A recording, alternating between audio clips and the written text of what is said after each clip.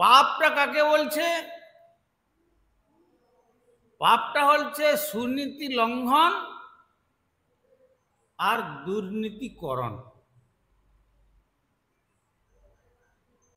জগতের যে নীতি আছে সেই নীতিতে সুনীতিকে লঙ্ঘন করলো আর দুর্নীতিটা গ্রহণ করলো, তার দ্বারা হলো পাপ। আর পুণ্যটা কিসে হলো?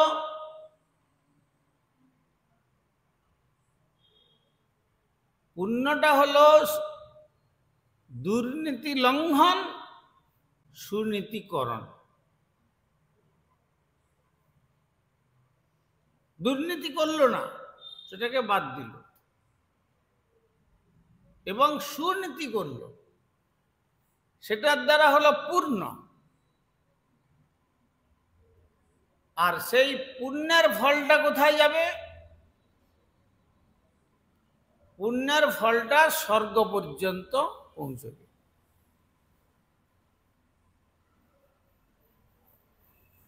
তে তং ভুক্তা স্বর্গলোকং বিশালম ক্ষীণে পুণ্যে মর্ত্যলোকং বিশান্তি। গীতাতে ভগবান বললেন, এই যে পুণ্য কর্মটা করলো তার ফলটা স্বর্গ পর্যন্ত। এই জন্য কবিরাজ গোস্বামী তাঁর অমর লেখনী শ্রী চৈতন্য চরিতামৃতে কি বলেছেন? পাপ পুণ্যে করে বিষয় ভোগ। পাপেতেও বিষয় ভোগ করতে হয়, পুণ্যেতেও বিষয় ভোগ করতে হয়।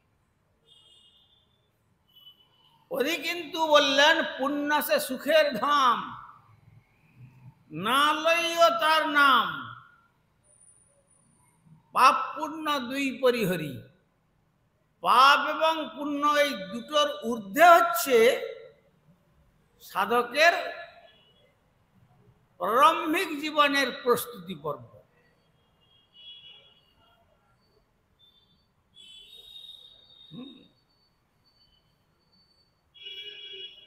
অতএব কেননা স্বর্গে তো যে সুখের কথা আছে,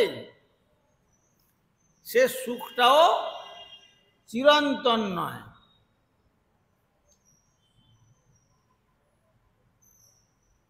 যেমন এয়ার কন্ডিশনের টিকিট করা হয়েছে, সেটা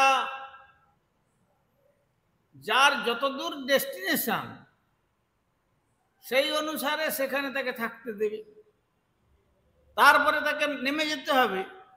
আর যদি না নামে সেখানে তার পানিশমেন্ট হয়ে যাবে, ফাইন।